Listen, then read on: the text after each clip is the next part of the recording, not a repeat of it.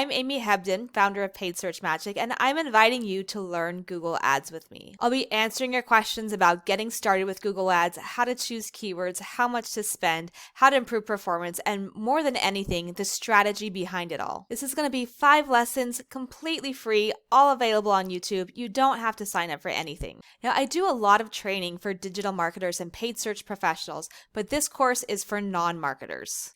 We're filming in April 2020, and I know there are a lot of you who are in a completely different situation today than you were a few weeks ago. You might be trying to find customers and clients online for the very first time.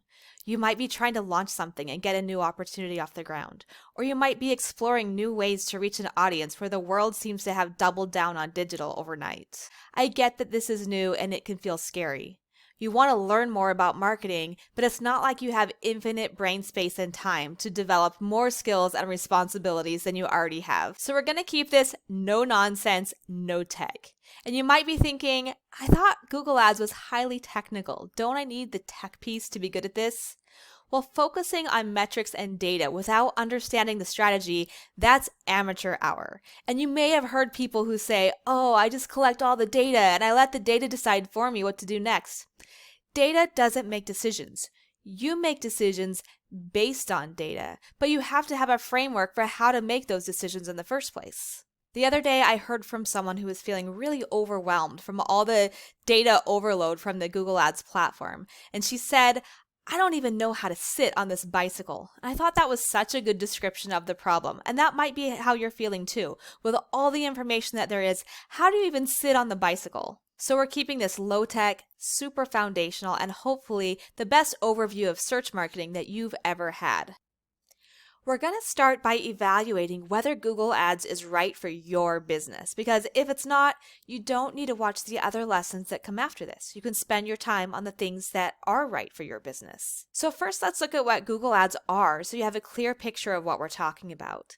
Here I went to google.com and I typed in moving company. Now you may be surprised to know that every listing we see on this results page is actually an ad. So Google Ads always have a label or an indicator. So there are 3 local service ads that are sponsored, and then we have 2 text ads that are also sponsored.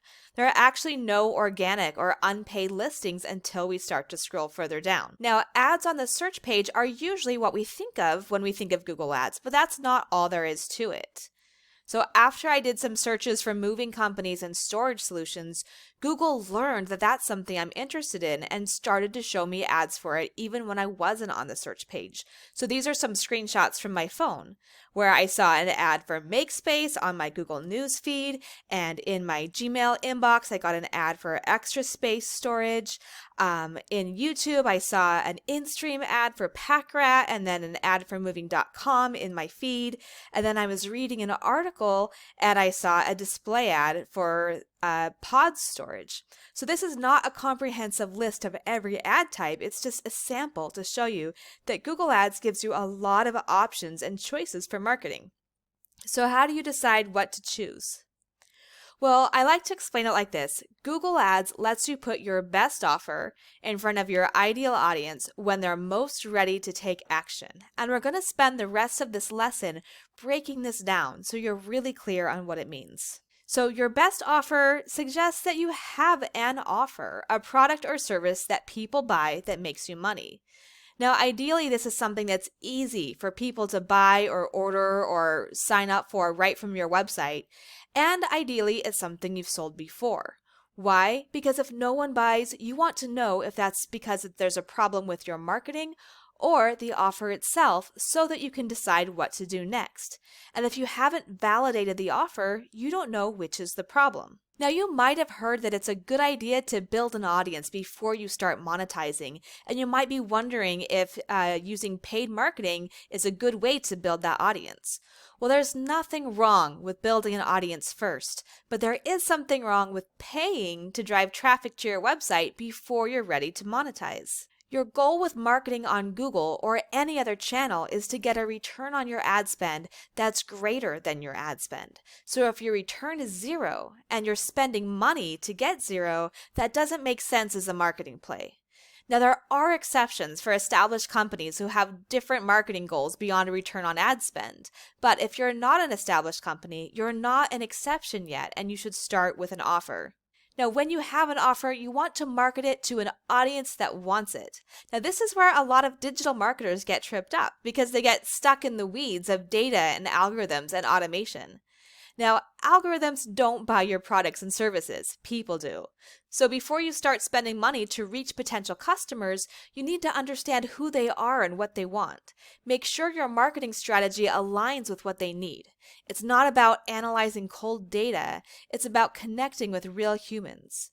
Marketers who approach this robotically and mechanically fail because they miss out on the nuances of persuasion and psychology that motivate people to trust you and to want to buy from you. Now, in the world of digital marketing, the best time for you to market your offer to future buyers is when they're specifically searching for what you sell. But the worst time is when people are specifically searching for something other than what you sell. So, for example, let's say you're trying to find your friend Ringo's phone number in a phone book, and as you're flipping through the pages, you happen to notice out of the corner of your eye that there is somebody named Greg whose number is also in the phone book. Well, you're not going to stop what you're doing to call a stranger named Greg. You're going to continue looking through the pages till you get to the R's and you find Ringo's phone number, because that's the task you're trying to accomplish. You are searching for something and in search mode. That's where your focus is. This is how everybody searches for things. This is how your prospects and customers search for things. So, if you have a brand new product that's completely original and no one's ever even thought of it before, then people probably aren't searching for it, and advertising on the search network probably won't be very effective for you. So if you're considering getting started with Google Ads and you have a good offer where people give you money for your goods and services, and you have an audience of people who might buy from you if only they knew how to find you, and you can reach them in that moment that they're looking for what you sell, Google Ads can be a great way to do that. Now, maybe you're not so sure or you still have some questions about this and want to step through it in more detail. If so, click the link in the description box to access my free Learn Google Ads with Me activity book, and we'll hash out the specifics. And if you do think this is something you want to do and just want to go through it in more detail, this will help you as well. I hope this video gave you a better understanding of how Google Ads can help you reach your audience. Join me in the next video where we'll talk about keywords, ads, and landing pages.